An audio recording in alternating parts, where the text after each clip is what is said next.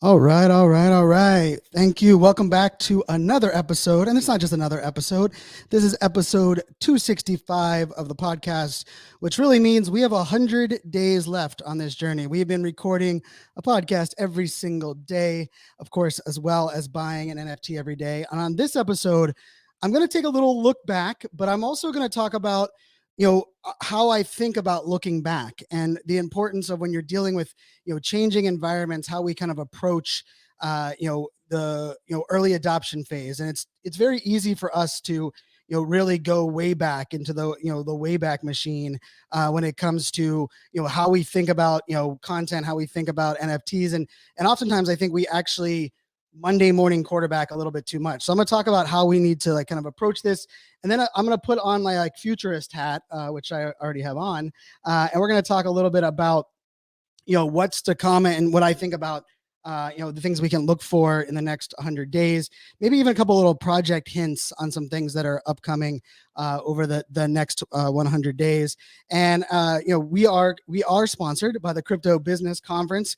Crypto Business Conference is a conference for anyone that really wants to level up on Web3, NFTs, blockchain, everything that we're talking out here, from creators to entrepreneurs to small business owners. So I'll give you a little bit more information about that near the end of the podcast.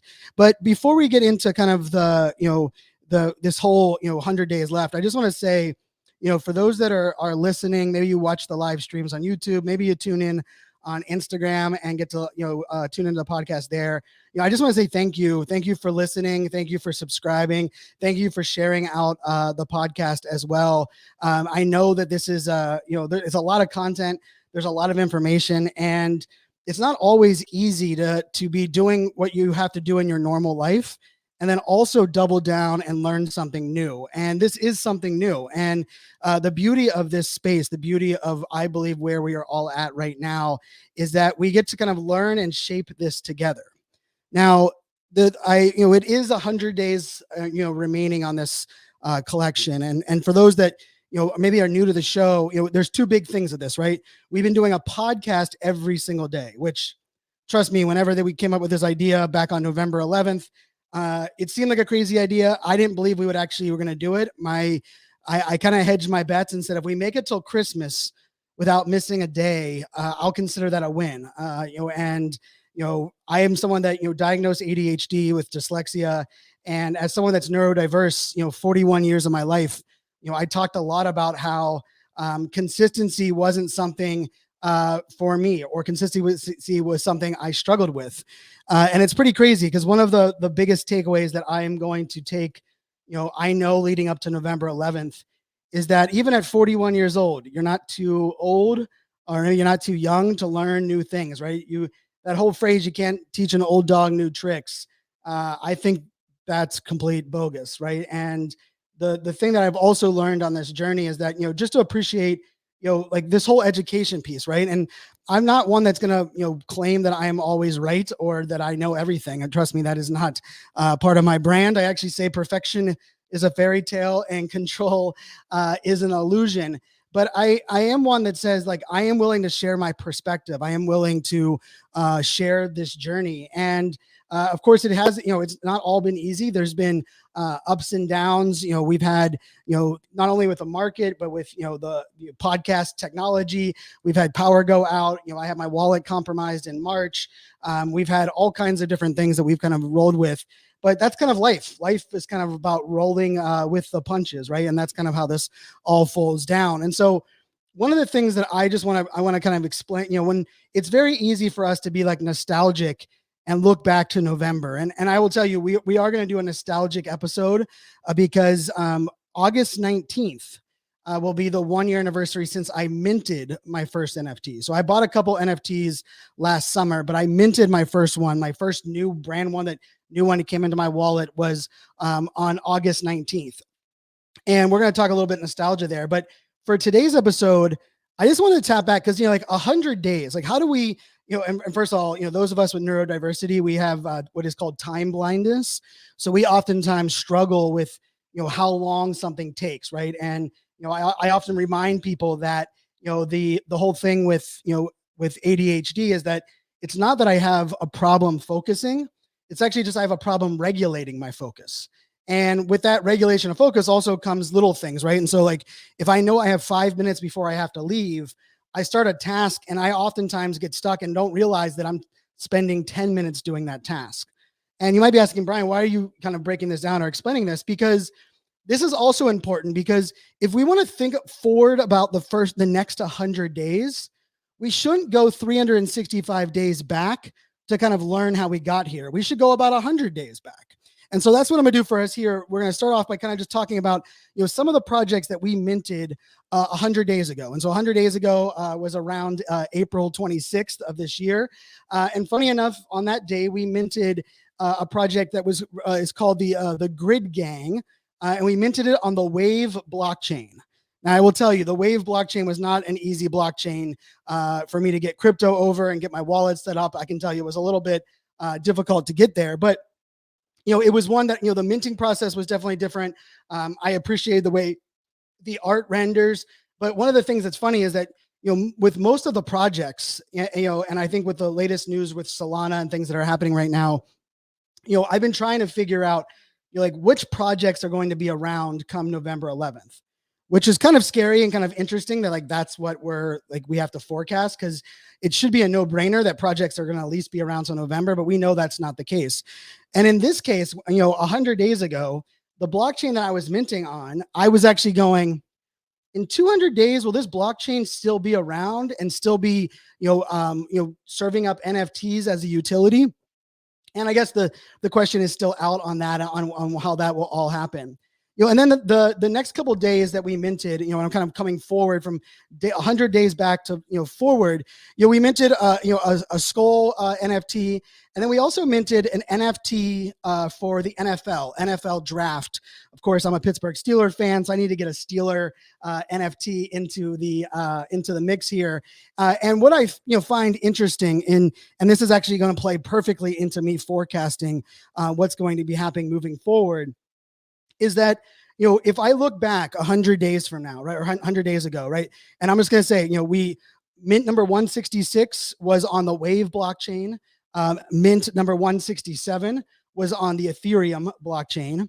Mint 168 was on the Polygon blockchain using the NFL all-day marketplace. And then, mint number 169 was the Wakies, and we minted that one on the Solana blockchain. So what I find, interesting, and when I think back 100 days, is that in the 4 days period, so 100 days ago, 99 days ago, 98 days ago, 97 days ago, I minted on 4 different blockchains across 4 days.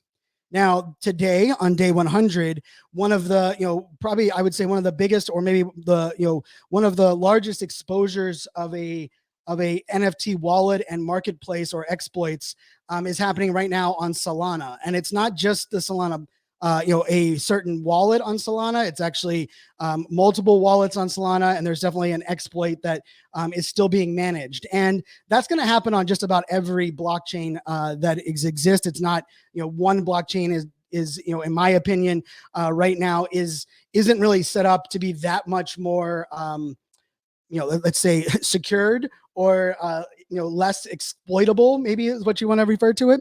But I was thinking back at this, like 100 days ago, and minting on 4 different blockchains. And I know for many people that are listening to this podcast, many of you probably have not minted one NFT yet, or maybe if you have, it's just a Ethereum based NFT that you've minted, and maybe some have dabbled in Solana. But just in those 4 days, I was able to look at 4 different collections. And I think one of the things that I also find interesting is like one of them is an art piece. Another one of them is really an artist that is building a community, which was the Skull Dungeon NFT.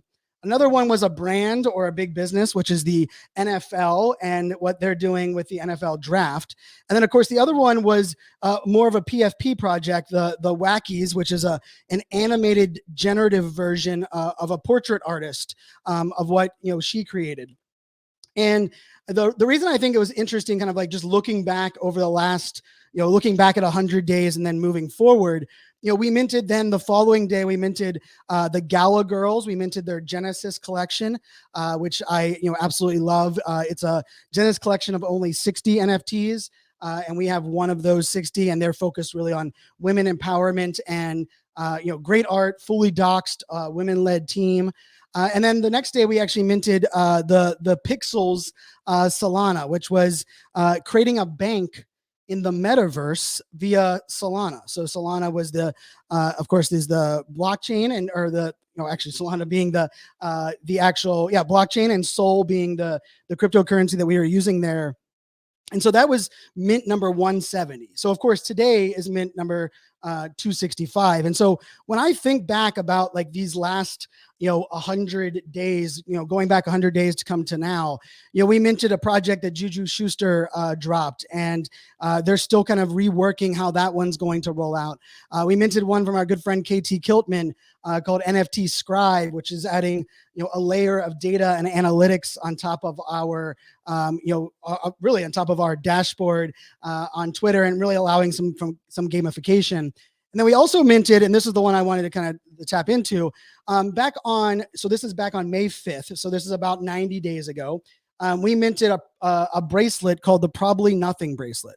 Now, Probably Nothing bracelet was a free mint, but it was an exclusive mint to those that were a part of Jeremy Fall's Discord. And we have Jeremy going to come on the podcast very soon as a guest, so you guys will get to stay tuned for that. But the reason I think that is so interesting is that was about 90 days ago. Now, we minted that free Probably Nothing NFT.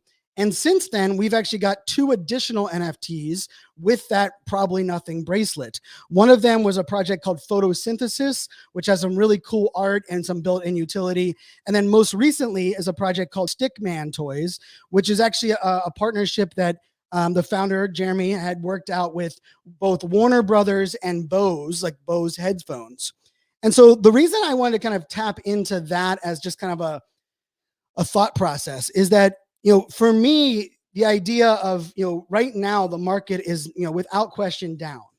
But I would argue that the world's market as a whole is down right now, right? With everything that is happening, between war, between supply chain, with recessions, the stock market is in the toilet. And so it's very easy for us to kind of take a closed mind approach about what the future is going to look like, because we're gonna be like, hey, how is this market going to change, or what are the things that we can look forward to with this market? Now, the truth is, the thing that we can only really focus on or talk about are the things that we can control. There are a lot of things in this entire ecosystem that are out of our control. And just like in our day-to-day lives, right? And a lot of that is out of our control, we too often allow it to really impact us and change the way that we do things. And part of the reason that I wanted to kind of tap into that is, for me, Jeremy, who actually minted this project, the Probably Nothing project, about 90 days ago, he was actually one of the very first people. And I was trying to find out if it was, I think it might have been like last week, a year ago. So a little over a year ago, Jeremy was one of the first people I met from like the crypto NFT space that jumped on a Zoom call with me and wanted to chat, wanted to talk about my thoughts in the space, wanted to give me some of his ideas of what he was building. And what I find so interesting on that is that it almost was a year later before the Probably Nothing, his true community and collection was able to launch and become a reality. And the reason I think that's important is because I actually think part of that influenced me, because as I've shared, we started building out our own NFT project back in August of last year. And there are many things, moving parts to building out an NFT project. And, for me, this was much more than a project. It's a brand, it's a lifestyle. For me, it's kind of like what I believe is part of my legacy and where I want to take, my mission around, helping us all embrace our superpowers and realize that we have superpowers and that everyone has superpowers within. And so for me, from August till now, we had August till November, and we were like, do we launch an NFT or do we launch a podcast? And the reason I bring this up is that, 100 days forward in a way is a really long time. 100 more days of this podcast, that means, not missing a day. I'm not going to lie. That's still a lot, right? It's a little less than 1/3 that we have left. And, I guess we have 1/4 or so left in the podcast, doing this every single day. but it's also an element of like 100 days isn't that much. And so when I was thinking about like, okay, one of the most popular questions that I've been getting as of recently was, Brian, what about November 12th? Like, what are you doing the day after season 1 ends? What are you doing the day after you sell the Mosaic collection, the Mint 365 collection? And funny enough, even 100 days out, I have no freaking clue. I don't really have an idea. We have lots of things on our yellow pieces of paper, our butcher paper here on the wall, on some things that we have in the works. We have some ideas that we have that we want to kind of put into action. But the truth is, there are too many variables outside of our control at the moment that I can't really, predict. And so I've been thinking about this, like going back to when we launched the podcast 265 days ago, right? And we just decided, I said, what, we're going to mint an NFT on a website. We're going to put them all into one wallet, and we're going to do a podcast, a solo podcast every single day. Well, about 20 days later, I realized trying to only mint on a website was going to eliminate me from minting on other blockchains. It was also going to really inhibit some of the projects that were going to be selling out. So then I decided to adapt the parameters of the project and just say, we're going to mint any NFT that is still in the mint pre-reveal phase. So what I mean by that is, even if it's sold out, but it's for sale on OpenSea before the art is revealed, so I'm not like cherry picking the art, then that project still counts. Around that 23-day mark, we also decided, you know what? We need to add some interviews into this podcast. And we incorporated some interviews into the podcast back in, early December. And we started interviewing some people. And we had, Franklin, one of the largest Bored Ape holders. We had Bored Becky, who is the leader of the Fame Lady Squad. We had M, who is now the founder and CEO of Crypto Chicks. And we had them, that's who we kind of led through December and January. And then, as we thought about it, we said, you know what, we need to capture all the video for this podcast, for all of our solo episodes. We're going to do it on Twitter Spaces. Well, we started capturing the videos and putting them up on YouTube. And we started to realize there were people that really craved the videos, and the videos could be used for evergreen learning.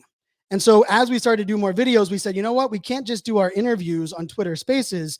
We're going to have to use a product like StreamYard and Ecamm so that we can interview people on video, and we can actually even use that video. It was around that time we decided, you know what, we should launch an Instagram account and a TikTok account as well, so that we can grow our audience there and try to reach some of the Web2 audience that we want to connect with. We also decided not only are we going to have our Discord, but we're going to add a Facebook group on top of that. Around that same time, we decided, you know what, this Discord is becoming a lot to handle. So we brought on, an additional 4 or 5 people onto our team that could handle, some of our Discord moderation and some of the other things that we were working through. I say all of that because that was 7 months ago. And where we're at today is of course much different. We have now 14 people on the team between, managing Discord, our content, production of the podcast, my brand for speaking and influencer and consulting and advising leads that we handle. Not to mention our ADHD coin over on Rally. And so, one of the things that I take away of these last 265 days and what I want us to lean forward to in our next 100 days of the podcast and of buying an NFT is that it's okay to adapt. It's actually essential that we adapt. And part of that with adapting, part of the problem with what I believe in the NFT space that we have is that people of all of a sudden became afraid to admit they were wrong or afraid to admit that they had failed. And I think part of that, like that scared, that mentality of why we're afraid or how that makes us feel, part of that is because we don't want people to think we're a rug pull, and we don't want to scare people off because we are in a in a speculative market, right? And we are we are definitely in a speculative market as far as NFTs. But here's the truth. Here's where I want to kind of really kind of lay in on this and how I'm looking at the next 100 days. over the next 100 days, I don't know how many podcast guests we're going to have, but we're going to bring in some panels. We're going to bring back some of our old guests and get some updates on what they've been up to, because I think that's an important, component of this. We're going to probably highlight some new projects that maybe you haven't heard of. We're, without question, going to, be taking this, show on the road. I'm keynoting and hosting Disney World event. I'm also speaking at Content Marketing World.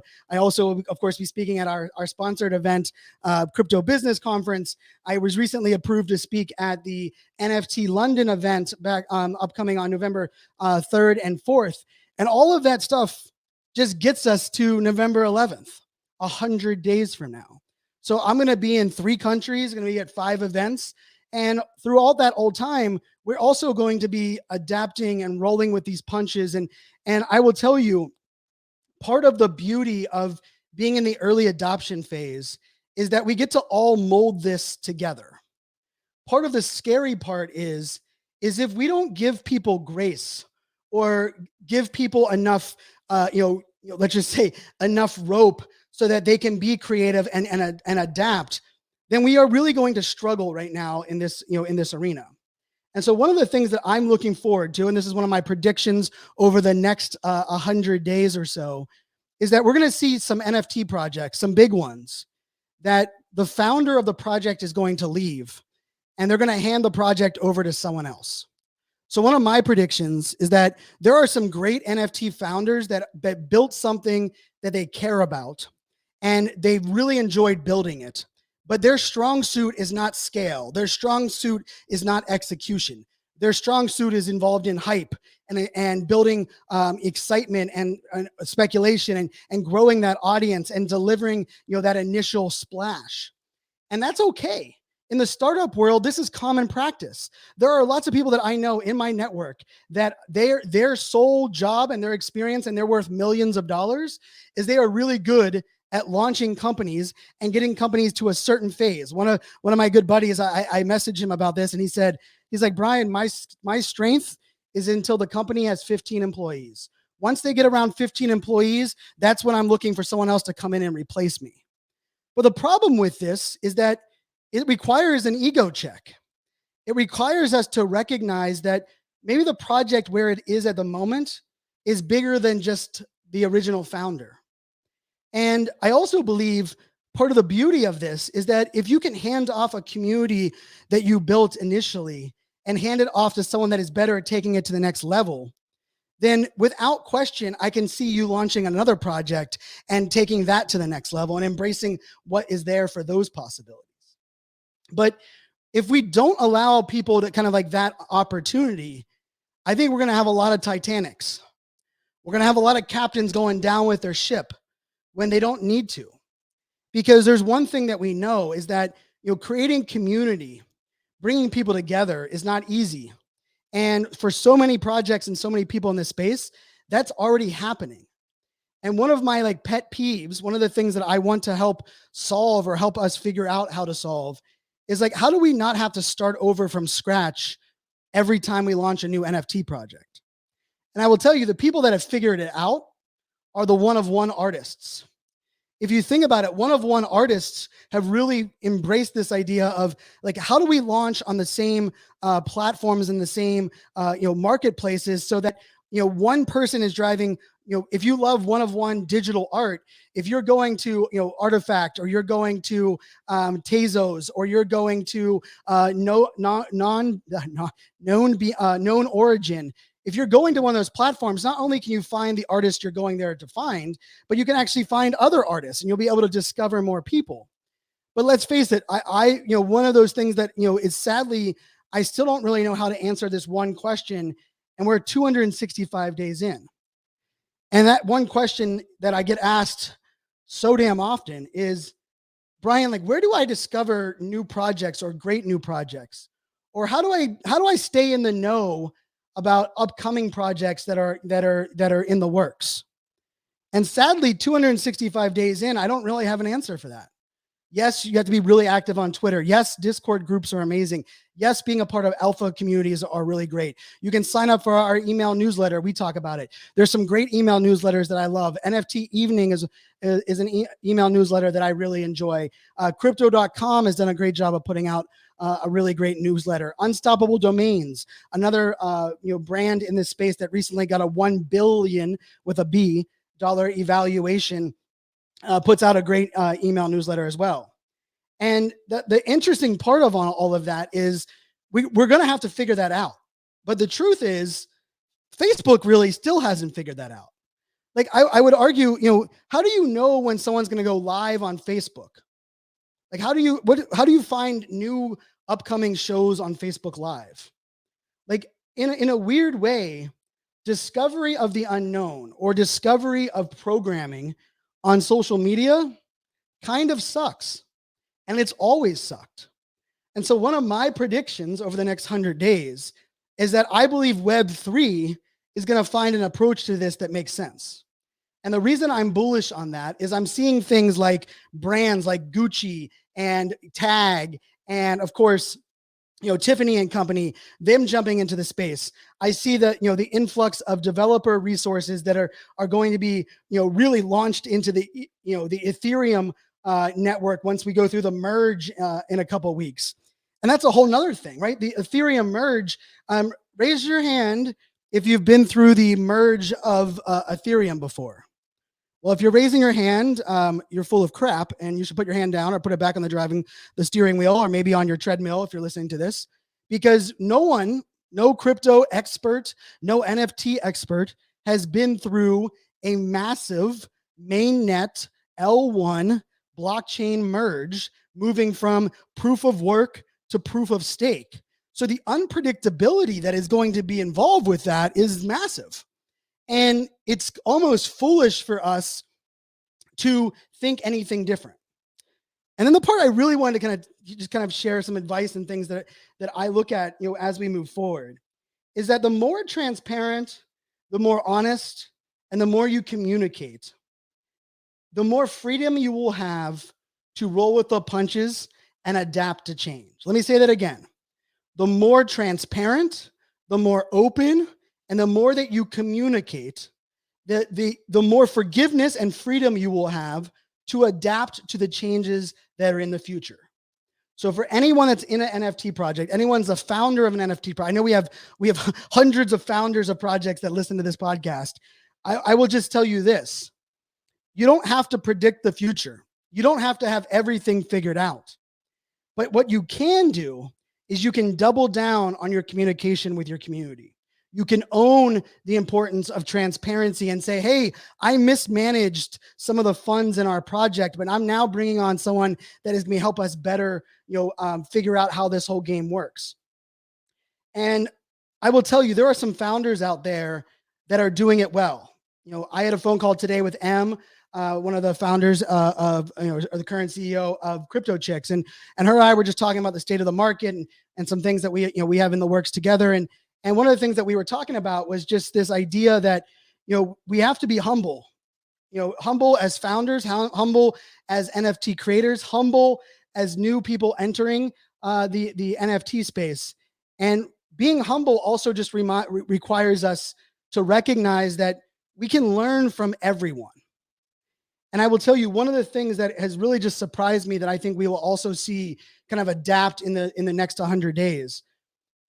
Because someone is the founder of an NFT project does not make them an expert or even that knowledgeable about the NFT space or blockchain or cryptocurrency. I would actually argue one of the hardest things for NFT founders once they launch their project is to stay up to date with the trends and what other projects are doing and where their other communities or even what their personal bag looks like. A friend of mine told me that when his NFT project sold out, the first thing he did was one of his best friends, he turned over his wallet, his entire personal wallet, and said, you know what, I'm only going to have time to focus on my community.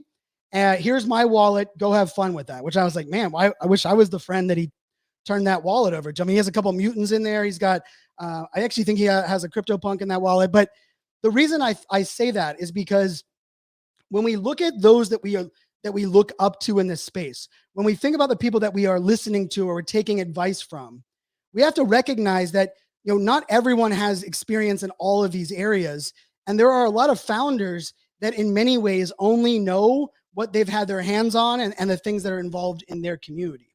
So one of the things that I will predict as far as the next 100 days as well is that we are going to see an emergence of not only leaders in this space that can provide substance across projects, but even across blockchains.